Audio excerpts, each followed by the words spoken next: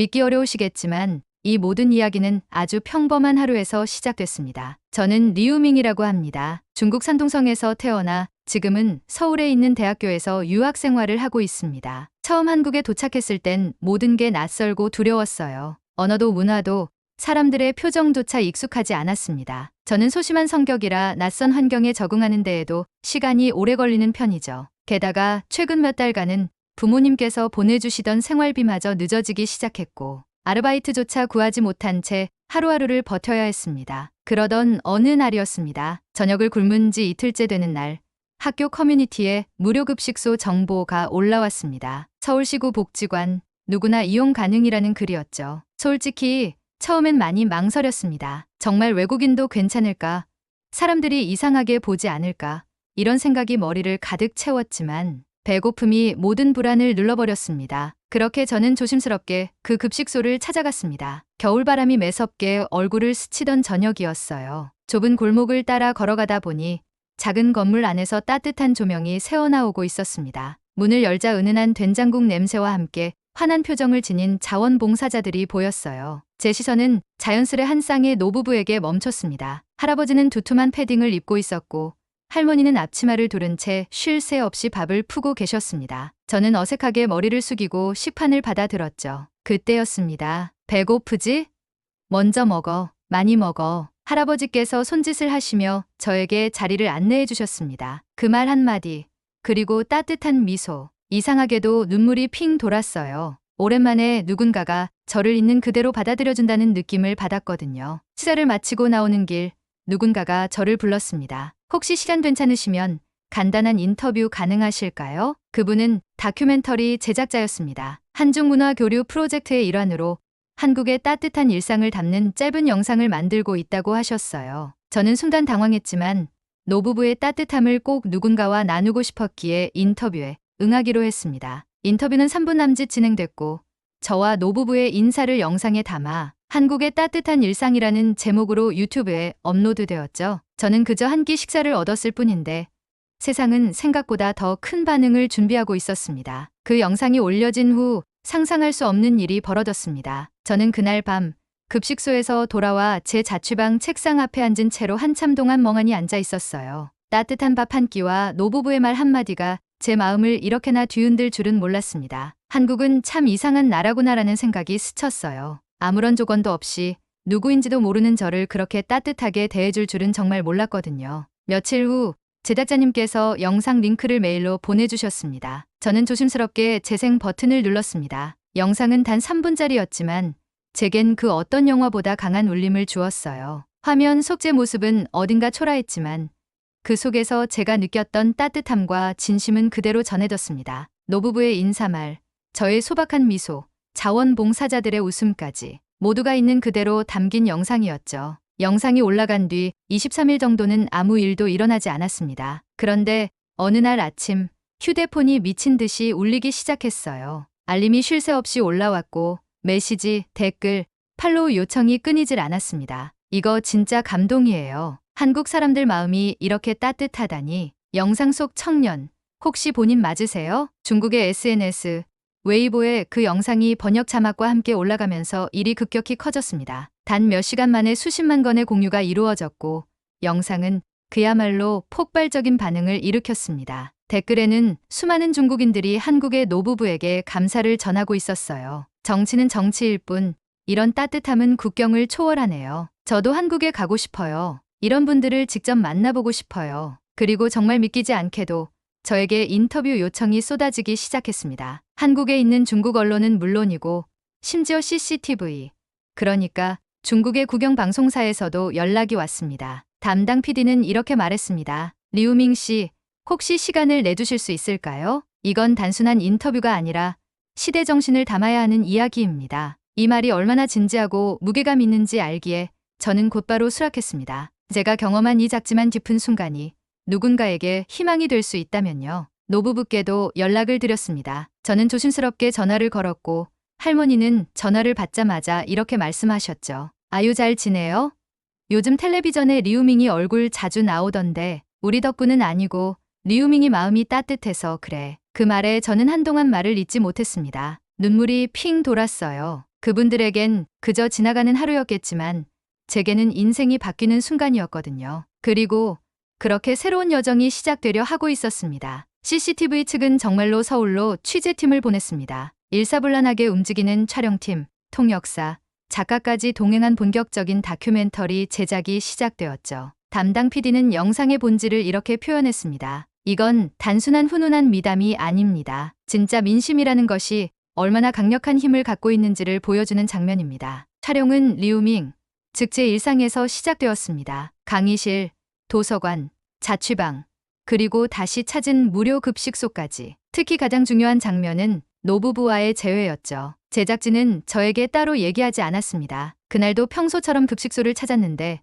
문을 열자 할머니와 할아버지가 저를 바라보며 한바구음을 짓고 계셨습니다. 우리 리우밍이네, 또 왔구나. 그 순간 카메라가 제게로 향했죠. 저도 모르게 달려가서 할머니의 손을 꼭 잡았습니다. 따뜻함이 그대로 손끝을 통해 전해졌고 저도 할머니도 눈시울이 붉어졌습니다. 할아버지는 제 어깨를 두드리며 말씀하셨습니다. 이제 진짜 한국 사람이 다 됐구먼. 이 장면은 다큐멘터리의 핵심이 되었습니다. 그리고 방송은 중국 전역에서 방영되며 시청률 15%를 돌파했습니다. 무려 2억 명이 넘는 사람들이 이 방송을 보았고 각종 포털 사이트와 SNS에는 한국의 진짜 모습, 리우밍과 노부부 이야기라는 키워드가 실시간 검색어를 점령했습니다. 더 놀라운 일은 그 다음에 벌어졌습니다. 한국 민심 체험 투어라는 새로운 문화 현상이 생겨나기 시작한 것이죠. 중국의 젊은이들은 이 영상을 보고 진심으로 감동을 받아 한국의 무료 급식소나 자원봉사 센터를 직접 체험하러 오기 시작했습니다. 서울,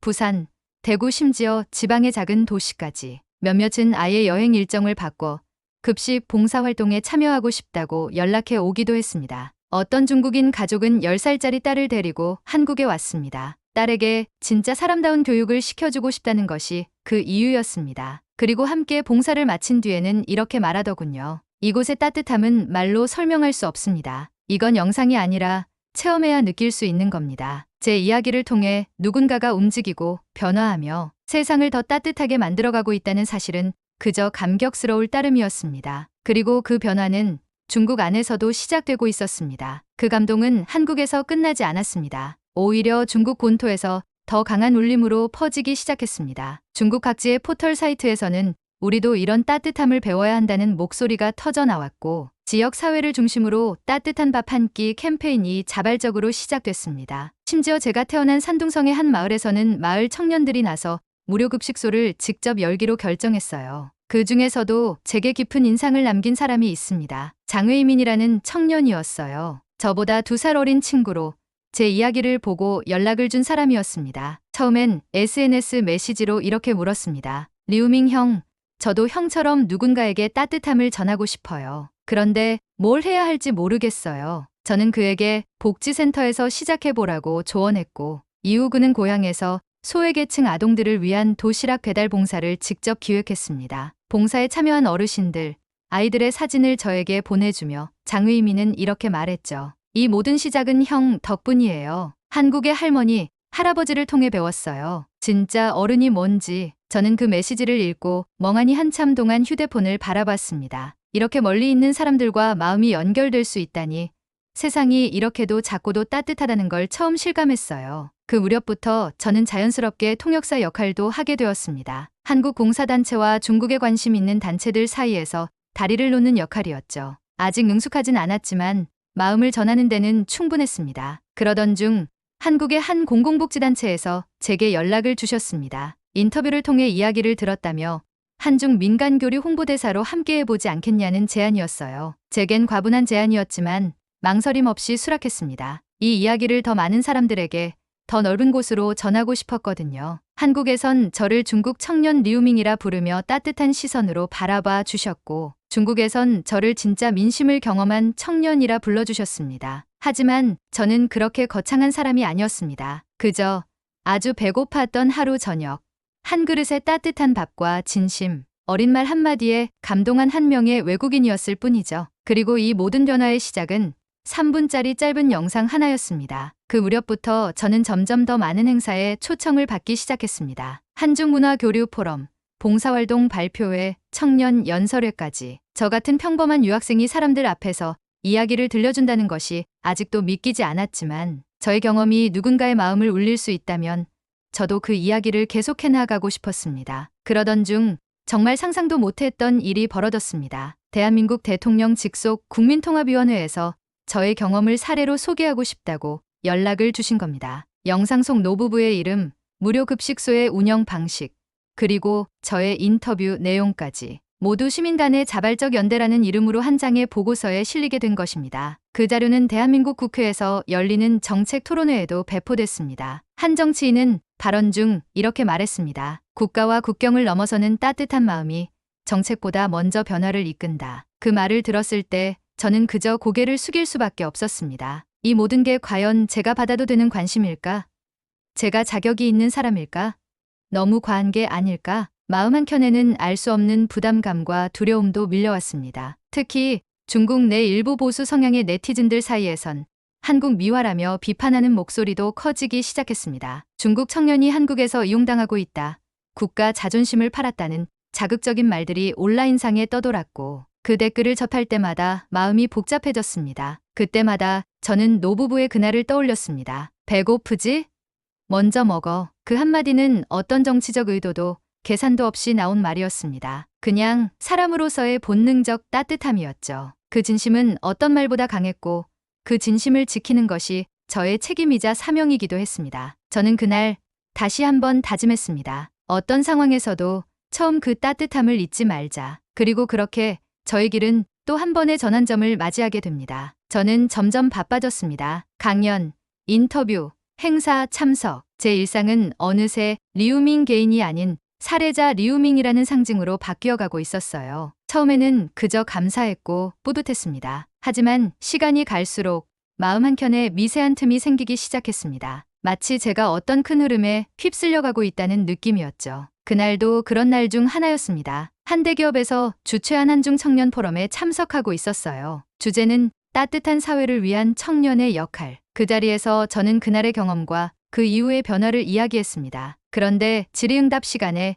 예상치 못한 질문이 나왔습니다. 그럼 리우밍 씨, 한국 사회는 전부 그렇게 따뜻하다고 생각하십니까?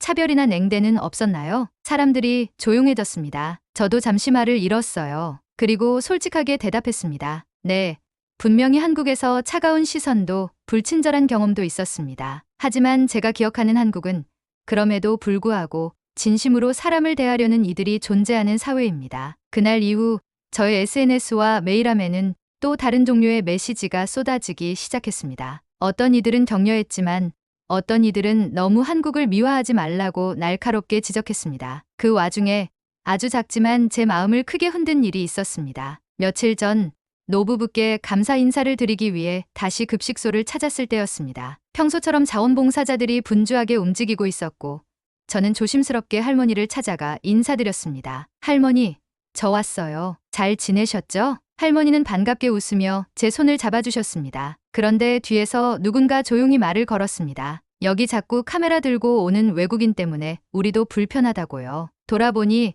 그곳을 자주 찾는 어르신 중 한 분이셨습니다. 저는 얼어붙었습니다. 아무 말도 할 수 없었어요. 그저 죄송하다고 고개를 숙일 수밖에 없었습니다. 그리고 그날 밤 저는 심각하게 고민했습니다. 혹시 제가 진심보다 더 큰 파장을 일으켜 이 따뜻했던 공간에 불편을 만들고 있는 건 아닐까? 저로 인해 원래의 조용하고 편안한 급식소가 변질되고 있는 건 아닐까? 며칠을 고민하다 결국 다시 할머니께 전화를 드렸습니다. 할머니, 저 혹시 이제 여기에 오는 게 폐가 되나요? 잠시의 침묵 뒤 할머니는 단호하게 말씀하셨습니다. 리우밍이 그런 말 다시는 하지 마. 너는 우리한테 가족이나 마찬가지야. 가족이 밥 먹으러 오는데 누가 뭐라 그래?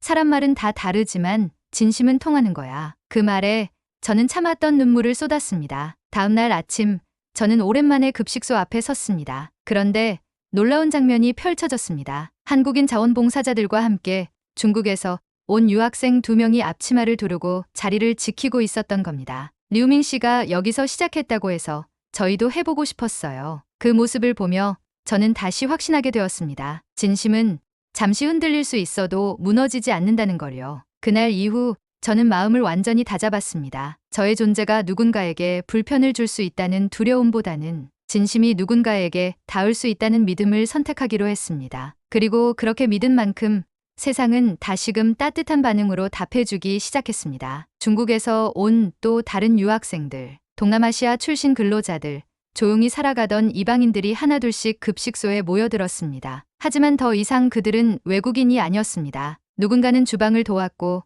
누군가는 설거지를 했으며 어떤 이는 노부부를 위해 작은 선물을 준비해왔습니다. 이제 그 급식소는 단순한 밥을 나누는 공간이 아니라 마음을 나누는 공간이 되어 있었죠. 장의민도 어느덧 봉사활동이 일상이 되어 있었습니다. 그는 저에게 영상을 하나 보내왔습니다. 중국의 작은 시골 마을에서 아이들이 함께 모여 만든 도시락을 할머니 집에 배달하는 장면이었죠. 영상 속에서 아이들은 우리가 한국에서 배운 따뜻함을 여기에도 싣는다며 웃고 있었습니다. 그걸 본 저는 가만히 노트북을 덮고 복잡한 감정 속에서 눈을 감았습니다. 그리고 떠올렸습니다. 서울의 겨울밤, 허기진 배를 움켜쥔 채 찾아간 작은 건물. 배고프지? 먼저 먹어. 그 말 한마디에서 시작된 모든 것. 지금 저는 한중 문화교류재단에서 정식으로 초청을 받아 다양한 봉사 및 교육 프로젝트를 기획하고 있습니다. 어학 실력도 부족하고 행정 업무도 아직 서툴지만 사람들과 진심으로 연결될 수 있다는 자신감은 누구보다 크다고 자부할 수 있습니다. 저는 이제 더 이상 단지 한국에 머무는 외국인이 아닙니다. 이 땅에서 사람의 마음을 배웠고 그것을 이어가고 있는 하나의 구성원입니다. 가끔은 이런 질문을 받습니다. 리우밍 씨, 이제 졸업하면 다시 중국으로 돌아가시겠죠? 그럴 때마다 저는 살짝 미소를 지으며 이렇게 대답합니다. 어디에 있든 이 마음은 한국에 남아있을 거예요. 그리고 언젠가 다시 꼭 돌아오고 싶습니다. 왜냐하면 저를 사람답게 대해준 이 땅이 제가 사람으로 다시 태어난 곳이니까요. 사람은 다 똑같은 거 아닌가요? 배고프면 밥 주고 도움이 필요하면 도와주는 거지. 이건 하나의 영상이 아니라 세상에 남겨진 따뜻한 정신입니다. 그리고 이 이야기는 아직 끝나지 않았습니다. 미쳤다, 그저 미쳤다고밖에 할 수 없어요. 지금도 많은 사람들이 저를 그렇게 생각하고 있죠. 미국 공군의 F-22 전투기 조종사로서 꿈의 직업을 가졌던 제가 전투기 대신 한국의 작은 아파트에서 가족과 함께 평범한 일상을 살아가고 있으니까요. 제 이름은 제니퍼 리소령입니다. 한때 세계 최강 전투기를 조종하며 하늘을 지배했던 저였습니다. 그런데 왜 이렇게 됐냐고요? 도대체 무슨 일이 있었냐고요? 사실 저 역시도 가끔은 제 선택이 믿기지 않아요. F-22 전투기 조종사는 모든 조종사의 꿈이자 가장 위험하면서도 자부심 넘치는 자리죠. 적의 레이더를 피하고 적진을 한순간에 제압하는 공중전의 지배자. 이 모든 걸 포기하고 한국에 정착한 제 모습을 두고 동료들은 정신이 나갔다라는 말까지 서슴지 않았습니다. 하지만 그때마다 저는 대답했죠. 후회하지 않습니다. 그 이유를 알면 여러분도 이해할 겁니다. 제 이야기는 2년 전 한미합동공군 훈련에서 시작되었습니다. 저는 합동훈련에 참가하기 위해 한국에 파견되었고 이때 강호대위를 처음 만났습니다. 첫인상은 솔직히 별로였습니다. 엄격하고 군기가 바짝 든 전투기 조종사답지 않게 그는 훈련 시작 전 제게 환영합니다라며 전통한과 세트를 건네며 웃더군요. 군인다운 모습과는 거리가 멀었죠.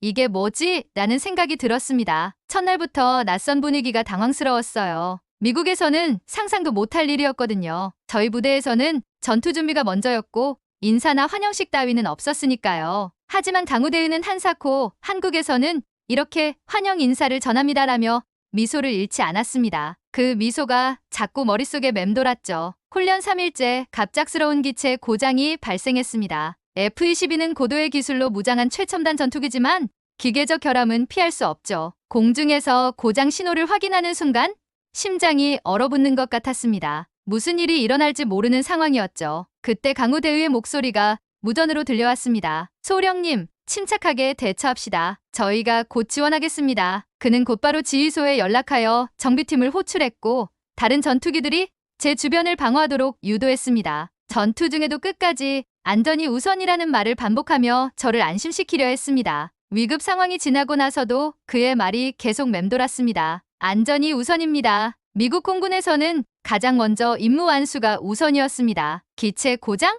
그건 파일럿의 책임이었죠. 하지만 강우대위는 그 순간에도 사람을 먼저 생각했습니다. 훈련 이후 그는 저를 찾아와 소령님, 무사해서 다행입니다라고 인사를 건넸습니다. 그날 밤 숙소로 돌아와 혼자 생각했습니다. 대체 왜 저 사람은 저렇게 여유로운 걸까?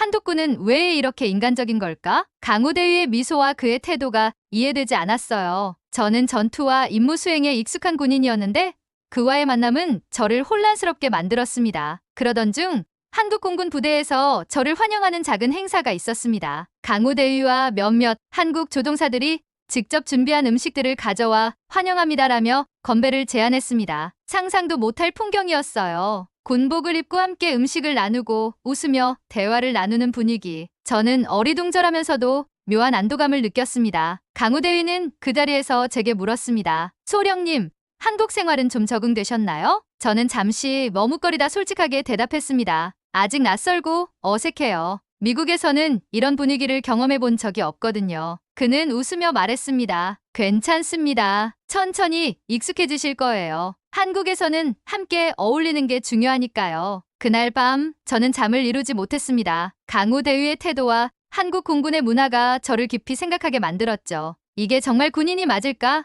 하는 의문과 동시에 묘한 따뜻함이 마음속에 스며들기 시작했습니다. 강우대위의 인도적인 태도와 사람을 먼저 생각하는 한국군의 문화는 저에게 큰 충격이었어요. 전투와 임무 중심의 삶을 살아온 저에게 사람을 중심에 두는 그들의 태도는 깊은 인상을 남겼습니다. 그날 이후로 저는 점점 한국 공군 부대에 마음을 열기 시작했습니다. 그렇게 저는 한국에서의 삶의 첫걸음을 내딛게 되었습니다. 과연 이곳에서의 경험은 저에게 어떤 변화를 가져다 줄까요? 합동 훈련이 끝난 후에도 저는 계속해서 한국 공군 부대에 머물렀습니다. 미 공군과 한국 공군 간의 협력 프로젝트가 이어졌기 때문입니다. 평소라면 그냥 업무에만 집중하며 시간을 보냈겠지만 이상하게도 이번엔 다르게 느껴졌어요. 어쩌면 강우대위와의 만남이 제 마음을 조금씩 바꿔놓았는지도 모르겠습니다. 하루는 강우대위가 다가와 물었습니다. 소령님, 주말에 시간 괜찮으세요?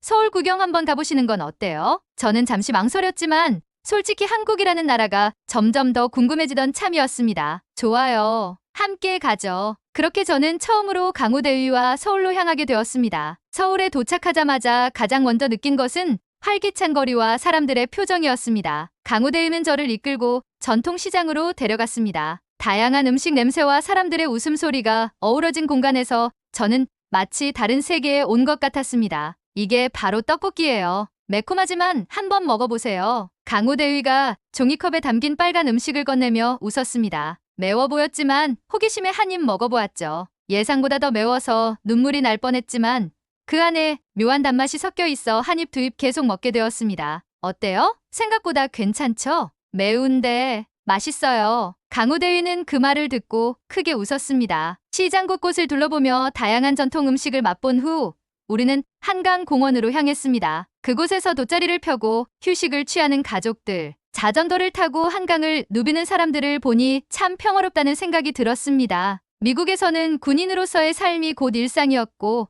언제나 긴장 상태로 살아왔으니까요. 이렇게 한가롭게 시간을 보내는 게 참 낯설어요. 제 말에 강우대위는 고개를 끄덕였습니다. 한국 사람들은 바쁘게 살아도 여유를 찾으려 노력하죠. 특히 가족이나 친구와 함께하는 시간을 소중히 여깁니다. 그 말을 듣고 보니 주변 사람들 모두 행복해 보였습니다. 복잡한 임무와 전투로 가득했던 제 삶과는 사뭇 달랐죠. 며칠 후 강우대위가 저를 그의 가족 모임에 초대했습니다. 사실 처음에는 부담스러웠습니다. 낯선 문화에 익숙하지 않아서 민폐를 끼칠까봐 걱정됐거든요. 하지만 그의 권유를 거절하기 어려웠고 결국 초대를 받아들였습니다. 강우대위의 부모님께서는 저를 반갑게 맞이해 주셨습니다. 어서 와요. 멀리서 오느라 고생 많았죠? 한국식 상차림은 정말 놀라웠습니다. 한두 가지 음식이 아닌 수많은 반찬이 한꺼번에 나와서 어디서부터 손을 대야 할지 몰랐죠. 강우대위의 어머니는 제게 나물을 집어주며 웃으셨습니다. 이건 건강에 좋은 도라지 무침이에요.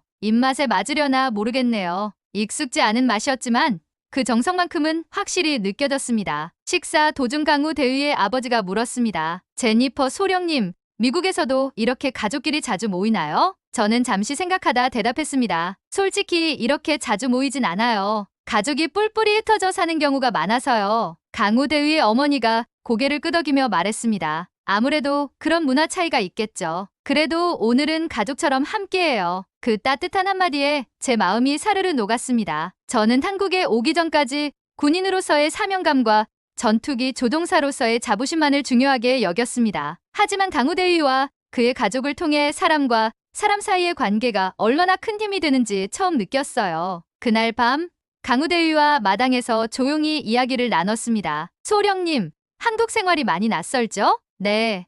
그렇지만 이제 조금씩 이해가 돼요. 사람과의 유대가 얼마나 중요한지 알게 됐어요. 강우대위는 미소를 지으며 말했습니다. 그게 한국의 힘입니다. 같이 사는 삶이 주는 행복이죠. 저는 잠시 하늘을 바라보았습니다. 한국의 밤하늘은 유난히도 맑고 평온해 보였습니다. 그날 이후 저는 한국의 문화와 사람들에 대해 더 알고 싶어졌습니다. 단순히 임무를 수행하는 군인이 아니라 한 명의 사람으로서 이곳에서 무엇을 느끼고 배울 수 있을지 궁금해졌습니다. 제 안에서 무언가 조금씩 변하고 있다는 것을 느꼈습니다. 더 이상 단순히 전투기 조종사로서의 제가 아니라 한 사람으로서 삶을 바라보기 시작했습니다. 한국의 따뜻한 정서와 공동체 문화는 저에게 낯설지만 묘하게 편안함을 주었습니다. 이제 저는 그 편안함 속에서 조금씩 제 자신을 발견해 가고 있었습니다. 한국에서의 시간이 흘러갈수록 저에게도 변화가 생겼습니다. 처음에는 낯설고 어색하기만 했던 한국 문화가 점점 익숙해졌고 강우대위와 그의 가족과 함께하는 시간이 무척 소중하게 느껴졌습니다. 하지만 현실은 냉정했습니다. 합동훈련이 끝나고 저는 다시 미국으로 복귀해야 했습니다. 복귀 전날 강우대위와 마지막 저녁 식사를 함께 했습니다. 평소와 다름없는 웃음과 대화가 이어졌지만 그 속에 묘한 쓸쓸함이 감돌았습니다. 식사가 끝나고 저는 조용히 물었습니다. 한국에서 보낸 시간이 참 좋았어요. 돌아가면 많이 그리울 것 같아요. 강우대위는 잠시 침묵하다가 말했습니다. 소령님도 그럴 줄 알았어요. 저도 아쉽습니다. 하지만 어디에 있든 잘 지내실 거라고 믿어요. 그의 눈빛 속에는 아쉬움과 함께 저를 응원하는 마음이 담겨 있었습니다. 미국으로 돌아가는 비행기 안에서 저는 복잡한 감정에 휩싸였습니다. 한때 전투기 조종사로서의 자부심만으로 버텼던 제가 이제는 사람과의 유대, 따뜻함을 그리워하다니. 훈련 중 기체 고장 때 보여준 강우대위의 인도적인 판단, 서울의 분주한 시장과 한강공원에서 느꼈던 평화로움, 강우대위의 가족과 함께한 저녁 식사의 온기, 그 모든 것들이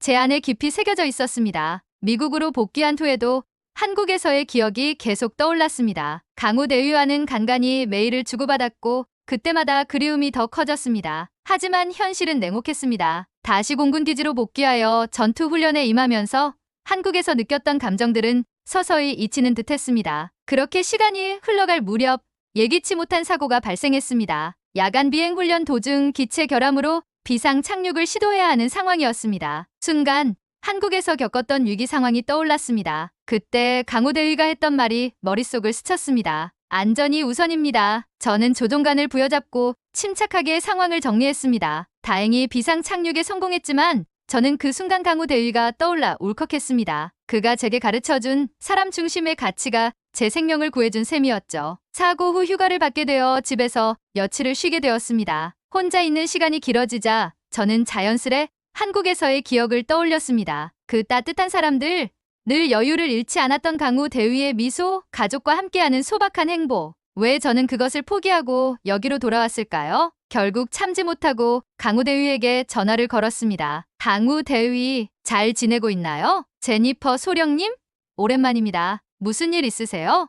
그냥 그리워서요. 한국이요. 그리고 당신도요. 그는 잠시 침묵하다가 조용히 말했습니다. 저도 많이 생각했습니다. 소령님이 한국에 계실 때가 참 좋았어요. 그 말을 듣는 순간 제 마음이 요동쳤습니다. 저는 휴가 기간 동안 깊이 고민했습니다. 전투기 조종사로서의 자부심과 명예는 여전히 중요했지만 그보다 더 소중한 무언가를 잃고 있다는 생각이 들었습니다. 전쟁과 임무에만 몰두하던 제 삶에 들어온 사람들의 온기, 그리고 그 온기를 다시 찾고 싶다는 강렬한 바람. 며칠 후 저는 상관에게 복귀하지 않겠다는 뜻을 밝혔습니다. 소령, 무슨 이유죠? 앞으로의 승진도 순탄할 텐데. 한국에서 깨달은 것이 있습니다. 저는 이제 사람과 함께하는 삶을 살고 싶습니다. 상관은 믿기지 않는다는 표정으로 저를 바라봤지만 저는 이미 결정을 내린 상태였습니다. 복잡한 절차를 거쳐 전역이 확정되었고 저는 다시 한국으로 향했습니다. 비행기 안에서 창밖을 바라보며 복잡한 감정을 추스르려 했지만 다시 만날 강우대위를 생각하니 가슴이 뛰었습니다. 인천공항에 도착하자마자 공항 출구에서 강우대위가 저를 기다리고 있었습니다. 소령님, 정말 다시 돌아오신 건가요? 저는 환하게 웃으며 대답했습니다. 네, 이제는 여기서 살아보려고요. 그는 미소를 지으며 고개를 끄덕였습니다. 환영합니다. 한국에서의 새로운 시작이네요. 그 순간 저는 확신했습니다. 전투기보다 더 높은 곳에 있는 행복을 찾기 위해 한국으로 돌아온 것을 절대 후회하지 않을 거라는 걸요. 다시 서울 거리를 걸으며 사람들 사이에서 느껴지는 활기와 따뜻함이 이제는 너무도 자연스럽게 느껴졌습니다. 한국의 밤하늘은 여전히 맑았고 저는 그 아래에서 새로운 삶을 시작할 준비가 되어 있었습니다. 한국으로 돌아온 후 저는 강우 대위의 도움을 받아 새로운 삶을 준비했습니다. 미 공군 조종사라는 타이틀을 내려놓고 한국에서 새롭게 시작한다는 건 두렵기도 했지만 그보다 설레는 마음이 더 컸습니다. 강우 대위는 저를 가족들에게 다시 소개하며 말했습니다. 제니퍼 소령님이 아니라 이제는 그냥 제니퍼예요. 앞으로 한국에서 함께 살아갈 사람이죠. 강우 대위의 부모님은 저를 반갑게 맞아주며 따뜻한 미소로 환영해 주셨습니다. 저는 그 순간 진짜 가족이 된 것 같은 감동에 눈시울이 붉어졌습니다. 한국 생활에 적응하는 건 생각보다 쉽지 않았습니다. 언어 문제부터 문화 차이까지 걸림돌이 많았죠. 하지만 강우 대위와 그의 가족 덕분에 하나씩 극복할 수 있었습니다. 특히 명절이 다가오면서 김장 준비를 함께하게 되었을 때는 정말 당황스러웠어요. 커다란 배추 더미와 각종 양념들을 보며 어리둥절해하던 제게 강우 대위의 어머니가 미소를 지으며 말씀하셨습니다. 제니퍼, 처음이라 어렵겠지만 함께 해봐요. 김장은 온 가족이 모여야 맛있게 되는 법이에요. 처음엔 어설프게 양념을 버무리다가 온 얼굴에 고춧가루를 묻히기도 했지만 강우 대위와 그의 어머니가 웃으며 도와주는 덕분에 점점 익숙해졌습니다. 김장이 끝나고 식탁에 둘러앉아 갓 담근 김치를 맛보았을 때 그 깊고 시원한 맛에 저도 모르게 감탄이 나왔습니다. 정말 맛있네요. 이렇게 함께 만들다 보니 더 특별한 것 같아요. 강우 대위의 어머니가 환하게 웃으며 말씀하셨습니다. 이제 제니퍼도 우리 가족이니까요. 함께한 김장이니 더 맛있죠. 그 말에 제 마음이 따뜻해졌습니다. 한편 한국에서의 생활을 이어가기 위해 직업도 필요했습니다. 전투기 조종 경험을 살려 한미 항공우주협력 회사에 지원했고 다행히 채용되었습니다. 회사에서 국제협력 업무를 맡게 되었는데 한국과 미국의 공군 기술 교류를 돕는 역할이었습니다. 저의 경력을 인정받은 덕분에 금세 적응할 수 있었습니다. 어느 날 강우 대위가 퇴근 후 저를 공원으로 불렀습니다. 한강이 보이는 벤치에 나란히 앉아 바람을 느끼며 그는 조심스럽게 말을 꺼냈습니다. 제니퍼, 이제 한국 생활이 많이 익숙해졌나요? 저는 미소를 지으며 대답했습니다. 네, 처음엔 낯설었지만 이제는 집처럼 느껴져요. 그는 한동안 말없이 강을 바라보다가 이내의 저를 바라보며 말했습니다. 우리 결혼합시다. 예상치 못한 고백의 순간 놀라 눈을 크게 떴습니다. 강우 대위는 진지한 눈빛으로 말을 이어갔습니다. 당신과 함께하는 삶을 생각할수록 확신이 들어요. 같이 살아가고 싶습니다. 저는 눈물이 고인 채로 고개를 끄덕였습니다. 저도 그렇게 생각했어요. 결혼식은 소박하게 치러졌습니다. 강우 대위의 가족과 제 동료 몇 명만 초대해서 작은 예배당에서 진행했습니다. 그날 강우 대위는 제게 말했습니다. 제니퍼, 이제 전투기 대신 나랑 같이 인생을 비행합시다. 저는 눈물을 훔치며 웃었습니다. 당신과 함께라면 어디든 갈 수 있어요. 결혼 후 강우 대위와 저는 한미 협력 프로젝트를 함께 담당하게 되었습니다. 전투기 조종을 포기한 저를 두고 몇몇 사람들은 안타까워했지만 저는 후회하지 않았습니다. 전투기로 하늘을 날며 느꼈던 자유로움과는 또 다른 행복이 제 곁에 있었으니까요. 한국에서 맞는 첫 명절, 강우 대위의 부모님과 함께 전을 부치며 행복을 느꼈습니다. 제 옆에서 전을 뒤집는 강우 대위를 보며 문득 이런 생각이 들었습니다. 내가 찾은 진짜 행복은 바로 이거구나. 어느 날 회사 동료가 제게 물었습니다. 전투기 조종을 포기하고 후회는 없나요? 저는 망설임 없이 대답했습니다. 전투기는 하늘을 날게 해줬지만 제 삶을 채워주진 않았어요. 지금 저는 사랑하는 사람과 함께 날고 있죠. 그래서 전혀 후회하지 않아요. 동료는 고개를 끄덕이며 미소 지었습니다. 제니퍼, 정말 대단하네요. 그 용기가. 저는 그저 웃었습니다. 용기가 아니라 사랑이 준 힘이었으니까요. 지금도 가끔 하늘을 올려다보면 전투기 조종사 시절이 떠오르지만 후회는 없습니다. 전투기보다 더 높은 곳에서 찾은 소중한 사람과의 삶이 있으니까요. 한국에서 맞이한 저의 새로운 인생은 전투기와는 다른 의미로 저를 자유롭게 했습니다. 함께 웃고 울고 일상을 나누며 살아가는 이 행복을 절대 포기하지 않을 겁니다. 전투기 조종사의 꿈을 접고 선택한 이 삶이 결국 제가 찾아낸 진짜 행복이었습니다. 그리고 저는 오늘도 강우 대위와 함께 하늘을 올려다보며 미래를 꿈꿉니다. 전투기보다 더 높은 곳에서 찾은 행복. 그 중심에는 사랑과 가족이 있었습니다. 끝. 감사합니다. 이 이야기가 마음에 드셨다면 구독과 좋아요 부탁드립니다. 앞으로도 따뜻한 이야기로 찾아뵙겠습니다. 대마도 일본과 한국 사이에 위치한 조용한 섬입니다. 이곳에서 저는 지역 신문사에서 인턴으로 일하며 기자의 꿈을 키우고 있었습니다. 매일 반복되는 일상 속에서 특별한 사건은 없었습니다. 그러던 어느 날 한 노인이 신문사를 찾아왔습니다. 그는 조용히 말했습니다. 우리 할아버지는 조선에 세금을 바쳤다고 하셨지. 순간 저는 귀를 의심했습니다. 대마도는 일본의 땅이라고 배워왔는데 조선과의 관계가 있었다니요?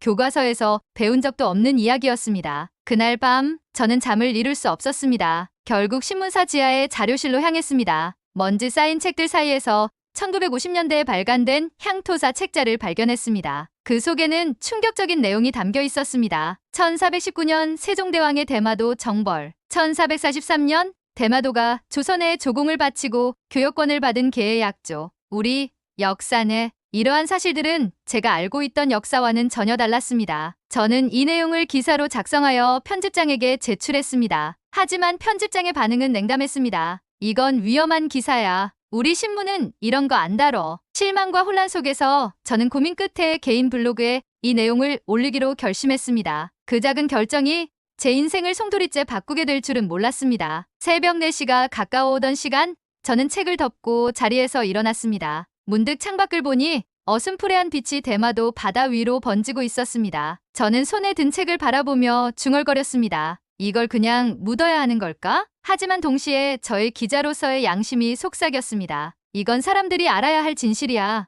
아무도 말하지 않으니 누군가는 해야 해. 그날 아침 저는 사무실에 가장 먼저 출근해 컴퓨터를 켰습니다. 편집장에게 제출했던 기사 파일을 열고 다시 고쳐쓰기 시작했어요. 단순히 사실을 나열하는 것이 아니라 제가 직접 느낀 충격과 고민, 그리고 근거 자료까지 정성스레 담았습니다. 대마도는 원래 일본 땅이라는 고정관념은 과연 진실일까? 제목을 그렇게 정했습니다. 누군가는 당연하다고 믿고 있었던 사실에 대해 질문을 던지는 기사. 마지막 줄을 입력하고 마우스를 움직여 게시 버튼 위에 커서를 올렸습니다. 순간 손이 떨렸습니다. 이걸 올리면 어떤 일이 벌어질까? 조심스럽게 손가락을 움직여 마우스를 클릭했습니다. 클릭 소리 하나가 유난히 크게 들렸습니다. 그 작은 소리로 제 인생은 전혀 다른 방향으로 나아가기 시작한 겁니다. 블로그에 글을 올린 후 저는 모니터 앞에서 한참을 멍하니 앉아 있었습니다. 누가 봐줄지도 모를 글 한 편이었지만 마음은 요동쳤습니다. 긴장된 손끝으로 커피잔을 들었다가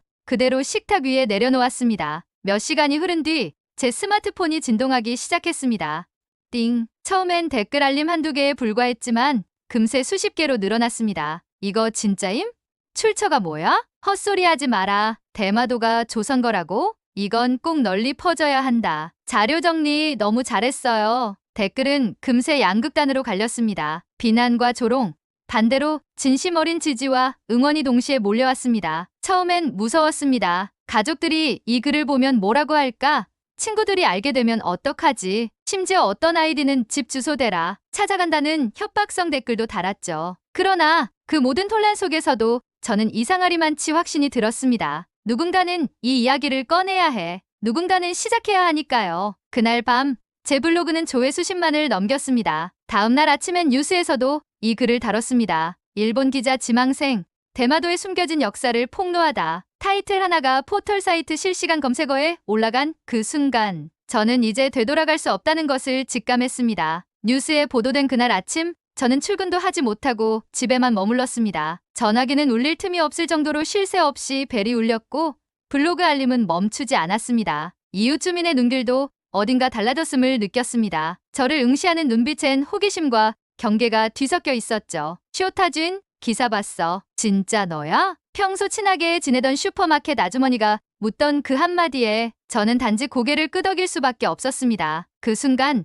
아주머니의 얼굴에서 당황과 걱정이 스쳐 지나가는 걸 보며 이 일의 파장이 예상보다 훨씬 크다는 걸 느꼈습니다. 신문사에는 당연히 가지 못했습니다. 편집장에게서 전화가 걸려왔지만 받지 않았습니다. 사과하라는 내용일 게 뻔했으니까요. 그렇게 하루가 지나고 이틀이 지났을 무렵 이메일 한 통이 도착했습니다. 보낸 사람 나카무라 히데오 교수. 제목 함께 연구해봅시다. 이름만 들어도 알 수 있는 도쿄대 역사학과 교수의 연락이었습니다. 그 순간 제 온몸에 전율이 흘렀습니다. 그는 메일에서 이렇게 적고 있었습니다. 시오타진의 글은 학문적으로도 충분히 탐구할 가치가 있습니다. 우리는 지금까지 지나치게 편향된 역사관 안에서만 대마도를 바라봐왔습니다. 용기 내주셔서 감사합니다. 함께 자료를 검토해보고 싶습니다. 그날 저는 비로소 처음으로 스스로에게 말했습니다. 저는 진실을 알리고 싶었던 것입니다. 그게 얼마나 무섭고 외로운 일인지도 모르고 말이죠. 도쿄대학교 나카무라 히데오 교수님으로부터의 메일을 받은 지 일주일 뒤 저는 교수님이 주최하는 비공식 역사 세미나에 참석하게 되었습니다. 거기에는 일본 내에서도 소수에 불과한 한일 고대사 비교 연구 전공자들과 대마도 향토사 연구자들이 모여 있었습니다. 타니가와 군, 당신의 문제 제기는 시의적절했습니다. 우리는 그동안 너무 오랜 시간 특정한 시학에만 의존해 있었지요. 회의가 끝나고 교수님이 조심스럽게 제안을 건넸습니다. 혹시 한국에 직접 가볼 생각은 없습니까? 연세대학교의 박윤재 교수님과도 연락을 해두었습니다. 대마도와 조선의 관계를 다룬 실물 사료들이 서울에 보관되어 있습니다. 가슴이 뛰었습니다. 한 번도 가본 적 없는 나라, 하지만 어쩐지 낯설지 않게 느껴졌던 그 이름 한국. 그로부터 한 달 후 저는 인천국제공항에 도착했습니다. 공항 입국 심사대를 지나오며 들었던 첫 생각은 이곳이 이렇게 깔끔하고 조용한 곳이었나? 였습니다. 공항 철도를 타고 서울역으로 이동하는 동안 차창 밖으로 보이는 질서, 정연한 도시의 모습에 놀랐습니다. 전철은 정해진 시간에 도착했고 모든 좌석과 바닥은 먼지 하나 없이 깨끗했죠. 도쿄에서도 경험하지 못한 정리된 도시라는 인상을 처음 받았습니다. 서울역에 도착한 저는 곧장 연세대학교 근처의 게스트하우스로 향했습니다. 그곳에선 학생 자원봉사자 한 명이 저를 기다리고 있었죠. 안녕하세요. 쇼타 씨 맞으시죠? 저는 김소연이라고 합니다. 작은 체구의 또렷한 발음을 가진 그 학생은 일본어를 능숙하게 구사했고 동시에 영어로도 막힘이 없었습니다. 와, 일본보다 영어를 더 잘하는데? 작은 충격이 밀려왔습니다. 자국어만으로도 충분히 생활이 가능한 일본과 달리 이곳 한국에서는 외국어를 익히는 것이 일상인 듯했습니다. 그날 밤 저는 소연 씨와 함께 북촌 한옥마을을 산책했습니다. 조선시대의 건축 양식을 그대로 간직한 골목을 걷는 내내 이 나라가 어떻게 과거와 현재를 함께 품고 있는지 깊이 느낄 수 있었습니다. 시오타 씨는 대마도에서 왔다고 하셨죠? 사실 우리 역사 교과서에도 계약조나 세종대왕의 대마도 정벌 이야기가 나와요. 정말요? 일본에선 한 번도 들어본 적도 없습니다. 아마 그런 이야기는 누군가에겐 꺼내기 불편한 진실일 수도 있겠죠. 그 말이 깊게 박혔습니다. 불편한 진실. 그건 한국이나 일본이나 마찬가지였습니다. 다음 날부터 저는 연세대학교 박윤재 교수님의 안내로 국사편찬위원회와 서울역사박물관 그리고 고려대학교 한국사 자료관을 순회했습니다. 그리고 실제로 조선이 대마도에 보내온 외교문서와 조공에 대한 기록들을 직접 확인하게 되었습니다. 그 순간 제 눈앞에 놓인 역사란 단순히 누가 옳고 그르냐의 문제가 아니라 그 안에 살아온 사람들의 이야기라는 것을 처음으로 실감했습니다. 며칠간의 사료조사와 박물관 탐방을 마친 저는 한국에서의 생활이 점점 익숙해지고 있음을 느꼈습니다. 매일 아침 연세대학교 중앙도서관 앞 잔디밭을 지나며 숨을 깊이 들이마셨습니다. 그날은 특별한 일정이 잡혀있지 않아 저는 홍대 근처의 독립서점에 들렀습니다. 한국 현대사 코너에 놓인 한일 관계사를 주제로 한 책들이 눈에 들어왔고 무심코 한 권을 펼쳤습니다. 거기에는 이런 문장이 쓰여 있었습니다. 우리가 역사를 기억하는 방식은 현재를 사는 태도와 직결된다. 그 문장을 읽는 순간 머릿속에서 무언가가 끊어졌습니다. 저는 지금까지 역사를 단지 과거의 일로만 생각해왔습니다. 그러나 한국 사람들에게 역사는 살아있는 것이었습니다. 기억하고 말하고 토론하고 때로는 치유를 위해 다시 꺼내는 것이었죠. 갑자기 일본에서 제 기사에 달렸던 수많은 비난 댓글이 떠올랐습니다. 배신자다. 왜 그런 걸 파헤치느냐. 대마도는 천황의 땅이다. 무슨 조선이냐. 내 조상 욕먹이지 마라. 그때는 단지 억울했습니다. 하지만 지금은 그 댓글들 속에도 두려움이 숨어 있었다는 걸 깨달았습니다. 그들은 역사를 의심하는 것이 아니라 자신이 평생 믿어온 세계가 무너질까 두려웠던 것이었겠죠. 그리고 저 자신 역시 그 두려움에서 자유롭지 않다는 사실을 인정하게 되었습니다. 그날 밤 게스트하우스에 돌아온 저는 도쿄에 계신 어머니와 영상통화를 했습니다. 시오타,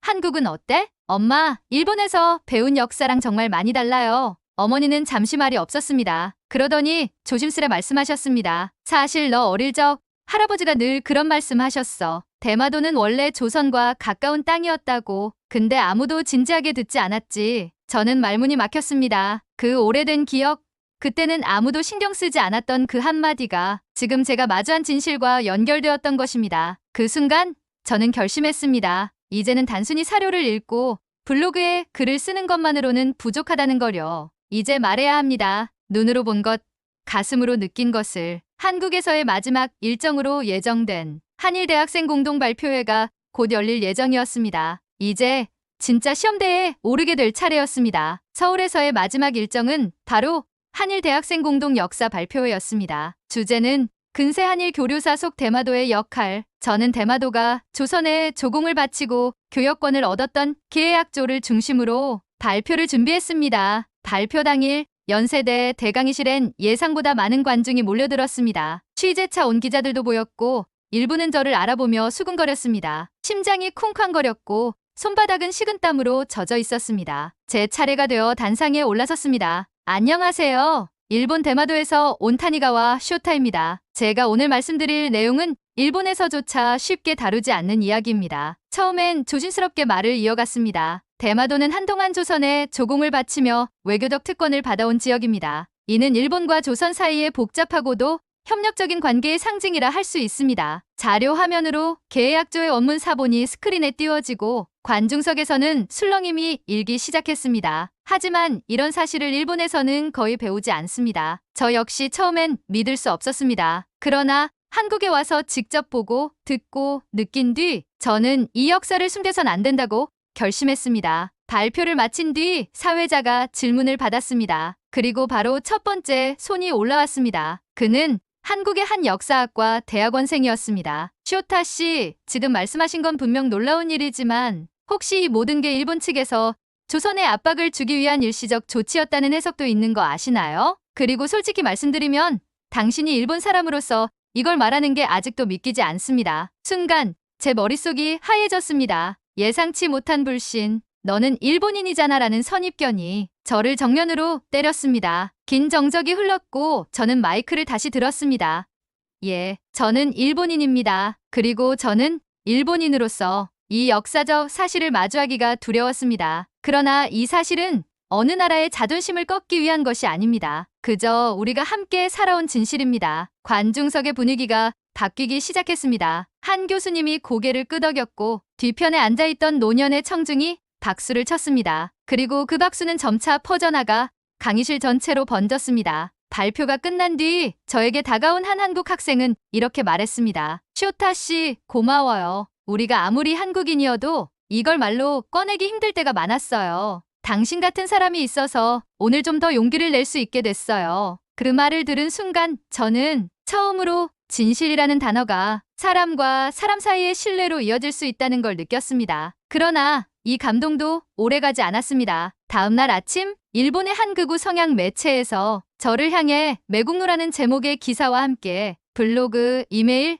그리고 가족의 연락처까지 유출한 것이었습니다. 현실은 아직 저에게 가혹했습니다. 기사 하나가 공개되자마자 현실은 순식간에 무너져 내렸습니다. 극우 성향의 일본 언론사 이시카와 뉴스는 제 블로그 캡처본과 함께 제 이름, 고향, 그리고 가족이 운영하는 작은 식당의 주소까지 노출시켰습니다. 심지어 기사 제목은 이렇게 쓰여 있었죠. 조선에 개가된 대마도 출신 청년 타니가와 쇼타. 그날 저녁 어머니에게서 전화가 왔습니다. 목소리는 떨리고 있었습니다. 쇼타야, 식당 앞에 이상한 사람들이 서 있어. 소리 지르고 욕하고 있어. 저는 숨이 막혔습니다. 머리가 띵하고 손이 덜덜 떨렸습니다. 저는 단지 역사적 진실을 알고 싶었던 것뿐이었습니다. 그게 어째서 가족에게까지 위협이 되는 걸까요? 그날 밤 저는 호텔방에서 홀로 주저앉아 눈물을 흘렸습니다. 누구를 위한 진실이었는가? 저는 제 신념이 제 선택이 옳았는지 다시 스스로에게 묻고 또 물었습니다. 그때 카카오톡으로 알림이 왔습니다. 김소연 씨였습니다.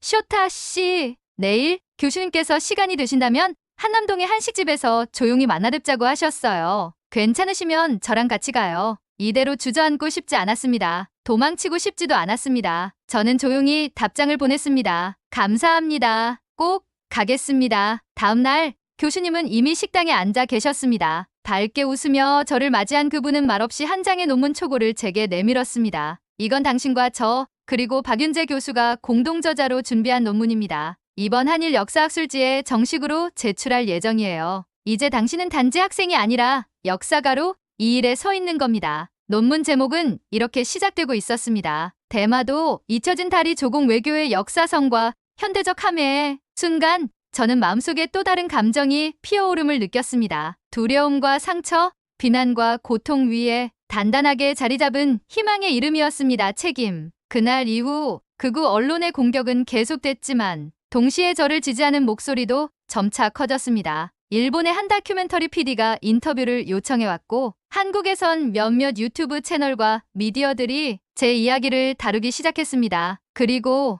어느덧 저는 역사라는 긴 강을 건너 더 넓은 세계를 바라보게 되었습니다. 그날 밤 저는 논문 초고를 들고 게스트하우스 옥상에 올라갔습니다. 서울의 야경은 여전히 화려했고 도시의 소음은 낯설지 않게 들렸습니다. 하지만 제 마음속은 묘한 고요함으로 가득 차 있었습니다. 저는 조용히 스마트폰을 꺼내 블로그에 다시 접속했습니다. 처음 그 기사를 올렸던 순간이 떠올랐습니다. 그때는 단지 한 명의 인턴, 진실을 궁금해했던 19살의 청년이었죠. 이젠 역사의 기록자가 되려는 사람입니다. 누군가의 불편한 진실을 외면하지 않고 누군가의 고통을 무시하지 않는 사람으로 말입니다. 그 순간 알림이 하나 떴습니다. 일본에서 이름도 모르는 중학교 선생님이 블로그에 댓글을 남긴 것이었습니다. 타니가와 군, 당신의 용기에 감사를 보냅니다. 저도 아이들에게 역사란 무엇인지 다시 가르쳐 보려고 합니다. 우리도 조금씩 바뀌어야겠죠.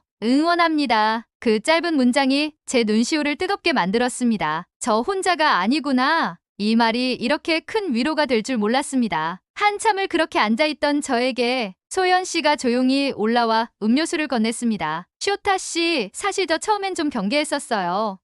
네, 일본에서 온 사람이 대마도는 조선과 관계 있었다 이런 얘기하니까 솔직히 저도 진짜 진심일까 의심했었죠. 저는 아무 말 없이 그녀를 바라봤습니다. 소연 씨는 잠시 웃더니 이렇게 말했습니다. 근데 이제는 알아요. 쇼타 씨는 진심이에요. 그 말이 저를 일으켜 세웠습니다. 제가 지금까지 마주했던 모든 의심과 비난, 외로움과 두려움 속에서 이 한마디가 가장 큰 힘이 되었습니다. 고마워요.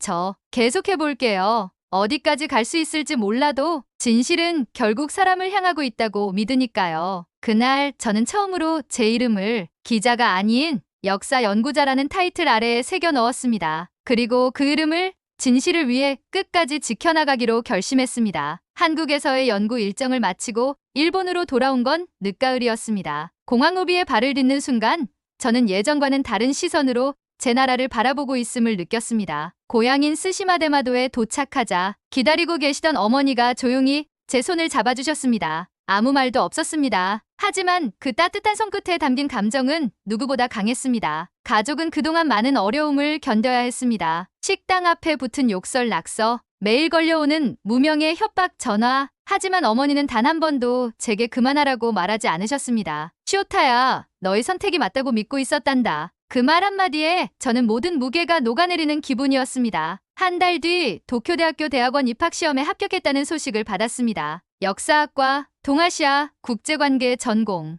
이제 진짜로 제가 걸어가야 할 길이 시작된 것입니다. 입학 후 저는 근세 한일 교류사 세미나를 개설해 일본 학생들과 함께 한국 사료를 번역하고 분석하는 활동을 시작했습니다. 수업 첫날 조심스레 손을 든 한 학생이 말했습니다. 쇼타 씨, 솔직히 말해도 될까요? 전 처음엔 이게 일본을 깎아내리는 활동인 줄 알았어요. 근데 오늘 수업 듣고 나서 이게 우리를 더 정확히 알기 위한 과정이라는 걸 느꼈습니다. 그 말을 들은 순간 저는 확신할 수 있었습니다. 진실은 때로 불편하고 아프고 사람들을 두렵게 만들기도 합니다. 하지만 진실을 마주하는 순간은 결국 서로를 더 이해하게 하고 더 단단한 믿음을 만들 수 있다는 것. 그건 제가 직접 경험한 사실이었습니다. 지금 저는 더 많은 사람들과 이 이야기를 나누고자 책을 준비하고 있습니다. 제목은 조용한 섬에서 온 기자 대마도에서 시작된 진실의 기록. 그 책의 마지막 페이지에는 이렇게 적혀 있습니다. 기자는 진실을 밝히는 사람입니다. 진실은 결국 드러나게 되어 있습니다. 그리고 그 진실은 사람의 마음에 도달할 수 있습니다.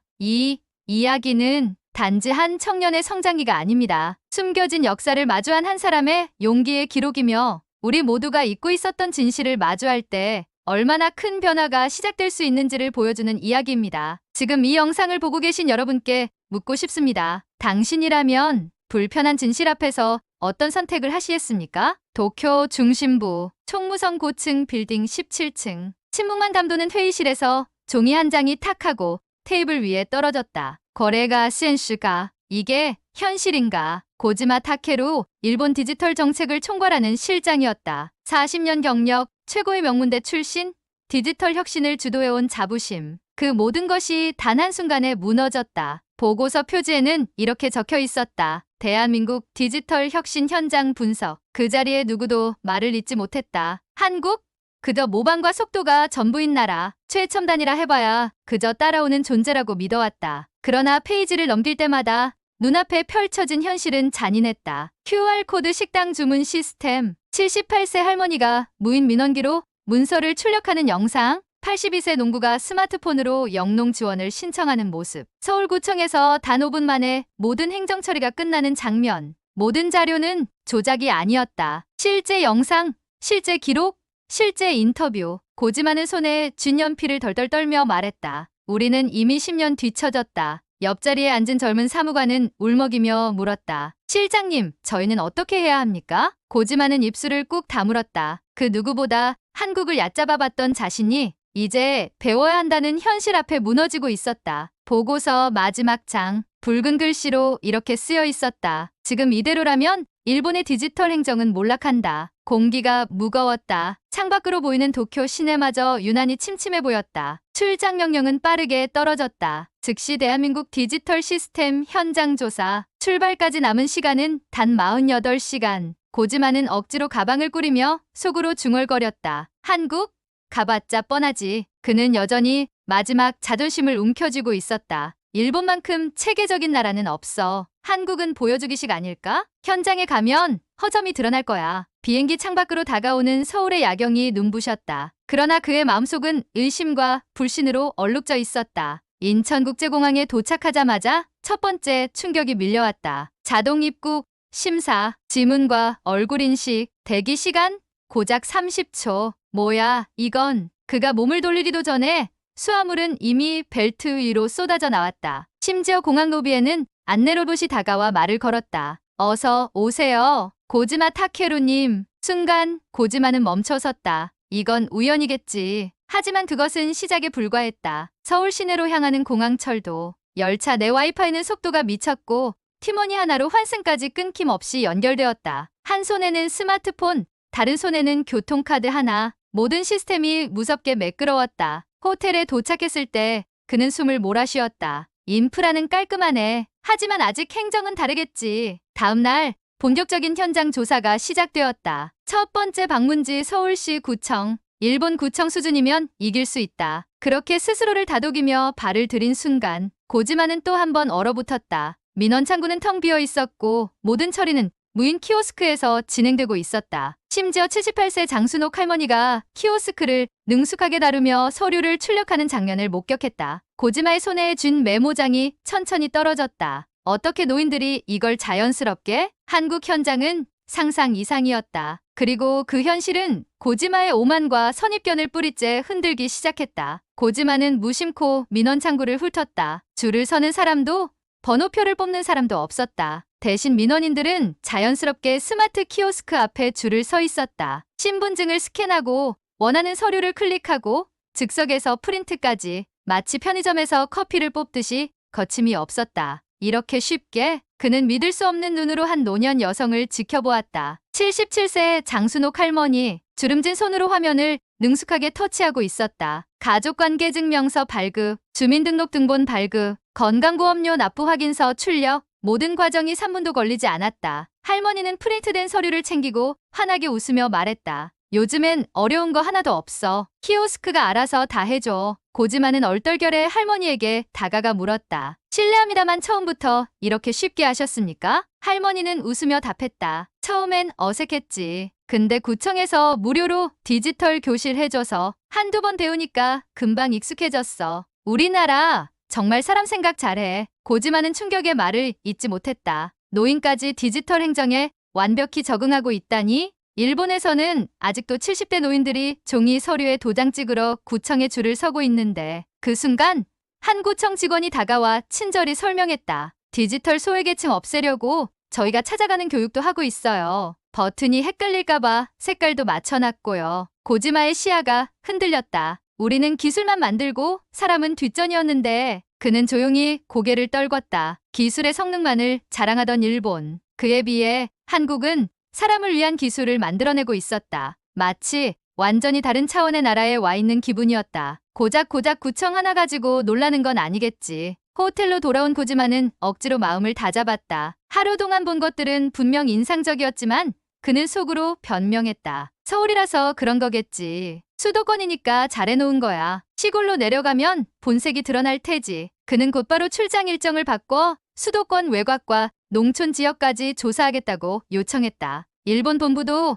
그의 결정을 지지했다. 그렇지, 한국도 결국 허술한 곳이 있을 거야. 이틀 후 고지마는 청송이라는 경북의 작은 농촌 마을에 도착했다. 비가 추적추적 내리는 시골길. 허름한 정류장에서 할아버지 한 분이 스마트폰을 만지작거리고 있었다. 고지마 타케루 실장님 맞으시죠? 깜짝 놀란 고지마에게 다가온 이는 82세 농부 박철수 씨였다. 구청에서 미리 연락받았어요. 같이 농업지원센터 가봅시다. 고지마는 믿을 수 없다는 듯 박씨를 따라갔다. 비포장도로를 걸어 도착한 곳은 작은 행정복지센터. 그곳에서도 모든 업무는 디지털 시스템으로 진행되고 있었다. 농민보조금 신청, 영농교육 예약, 병충해 신고, 택배 수령까지 모든 절차가 무인 키오스크와 모바일 앱으로 해결되고 있었다. 박철수 씨가 웃으며 말했다. 우리 나이 많은 사람들도 다 스마트폰 하나면 됩니다. 모르면 청송군청에서 매달 디지털 수업도 해줘요. 고지마는 현장에서 무너지는 걸 느꼈다. 서울이 아니라 이깟 농촌에서도 그는 주먹을 불끈 쥐었다. 그래도 복잡한 행정은 사람한테 해야지. 기계에 의존하면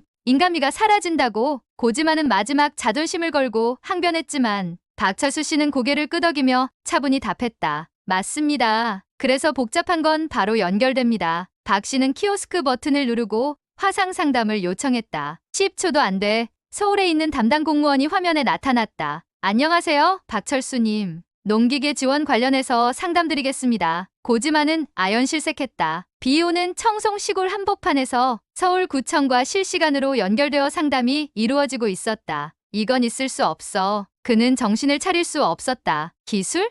빠르기?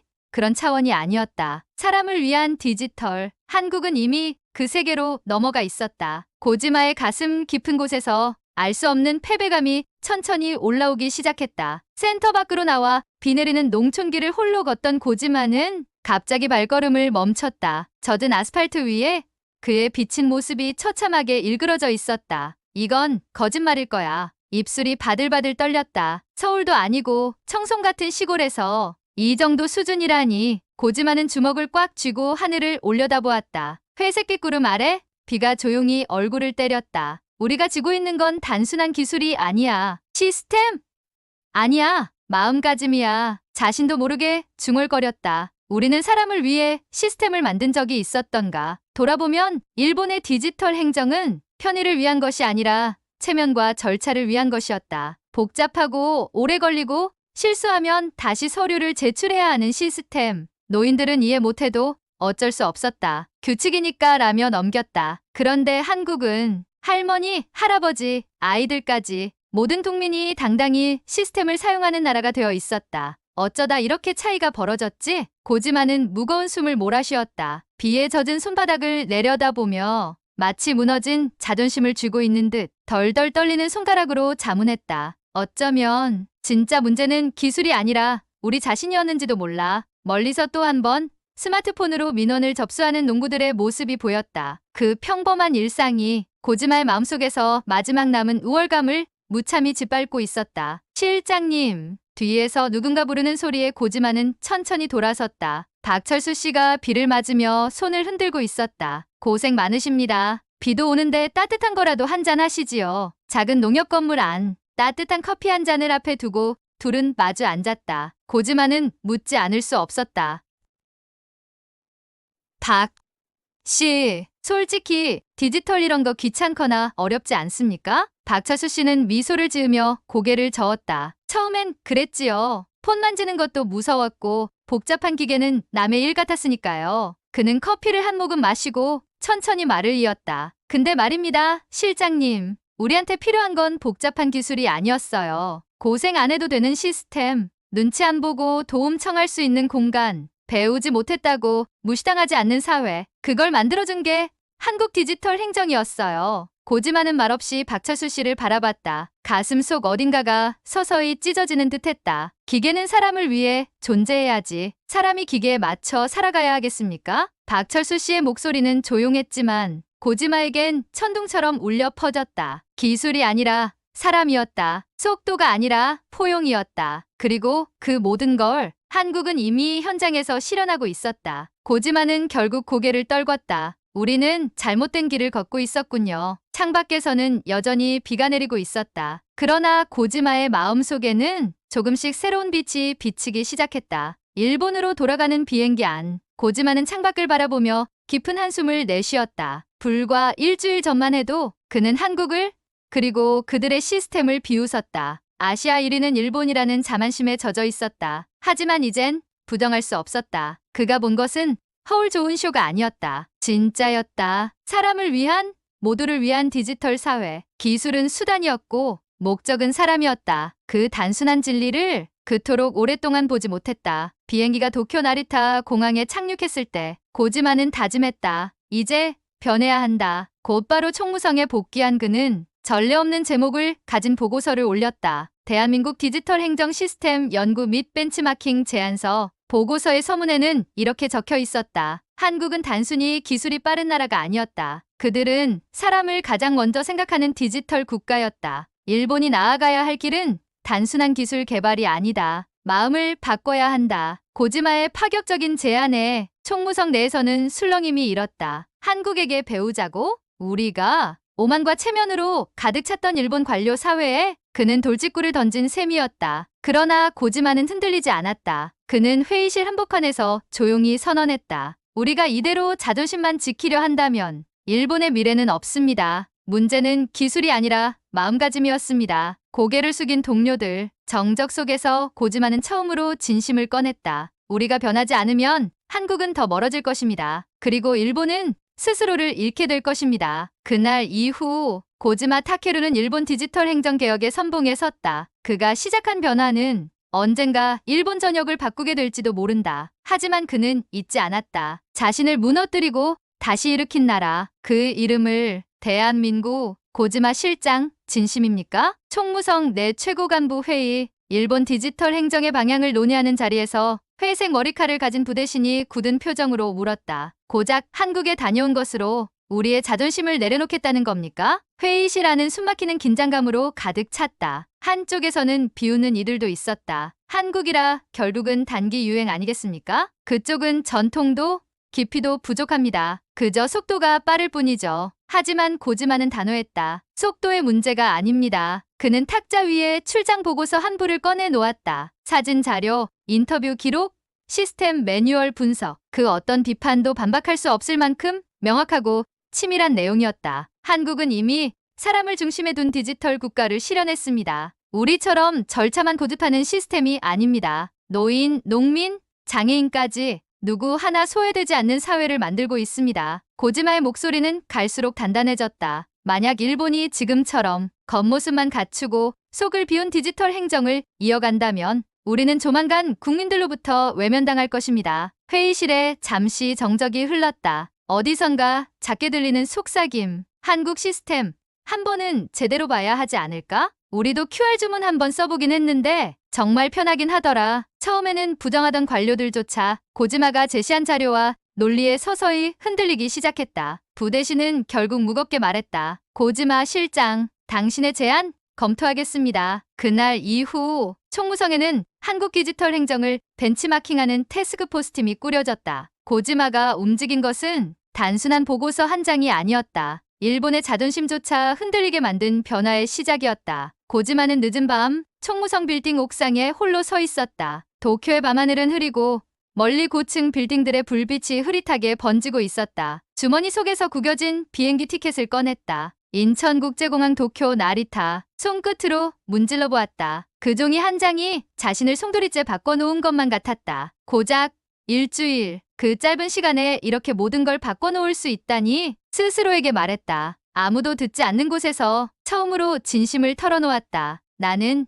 한국을 얕잡아봤다. 속도만 빠른 나라, 모방하는 나라. 한때 그렇게 생각했다. 고개를 숙인다. 그들은 우리보다 앞서 있었다. 눈을 감았다. 78세 장순옥 할머니의 웃는 얼굴? 청송의 82세 박철수 농부가 손쉽게 스마트폰을 다루던 모습. 서울구청에서 무심하게 키오스크를 사용하는 사람들. 모든 장면이 파노라마처럼 스쳐 지나갔다. 한국은 우리보다 더 사람을 생각했다. 눈가가 뜨거워졌다. 오랜 관료 생활 동안 숱한 정책을 만들면서도 한 번도 느끼지 못했던 감정이었다. 기술은 수단이었고 목표는 사람이었다.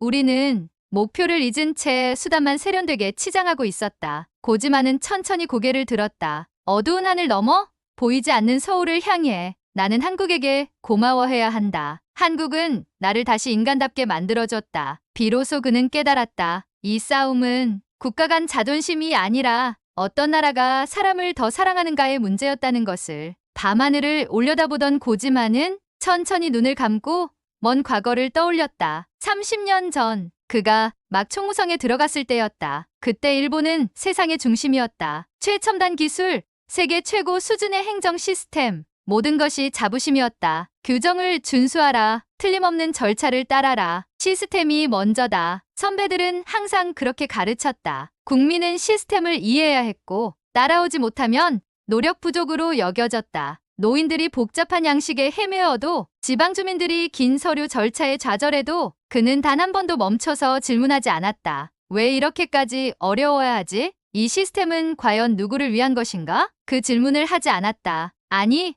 애써 외면했다. 우리는 세계 최고니까. 그 자만심 속에서 시스템은 점점 더 거대하고 복잡해졌고 사람들은 점점 더 소외되어 갔다. 그때는 몰랐다.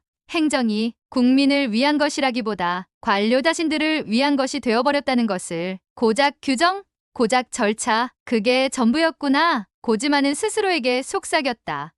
나는 국민을 생각한 적이 한 번이라도 있었던가. 과거의 자신이 한없이 부끄러웠다. 총무성 고층 빌딩 아래 수천만 명의 일본 국민들이 살아가고 있었다. 그리고 그들은 지금도 어렵고 불친절한 시스템 앞에 서서 조용히 좌절하고 있을지 모른다. 고지마 타케로. 그는 스스로를 불렀다. 이제 변해야 한다. 비로소 진짜 시작이었다. 몇 달 후 고지마는 다시 한번 비행기에 몸을 실었다. 이번엔 개인 출장도 보고 명령도 아니었다. 그는 자발적으로 대한민국을 다시 찾고 있었다. 서울공항에 도착한 순간 숨을 깊게 들이켰다. 돌아왔다. 이제는 견제하거나 부정하려 들지 않았다. 있는 그대로 진심으로 배울 준비가 되어 있었다. 그는 서울 한복한 작은 카페에 앉아 노트북을 꺼내 천천히 글을 써내려갔다. 사람을 위한 디지털. 그가 쓸 책의 제목이었다. 빠른 기술이 아니라 따뜻한 시스템을 추구하는 나라. 그는 한국을 통해 배웠다. 진짜 강함은 사람을 향한 따뜻함에서 시작된다는 것을. 커피잔을 내려놓고 창밖을 보았다. 서울거리엔 QR코드로 주문하는 젊은이들, 스마트 키오스크를 다루는 어르신들, 편안히 웃으며 디지털을 활용하는 시민들이 가득했다. 그 풍경을 바라보며 고지만은 조용히 말했다.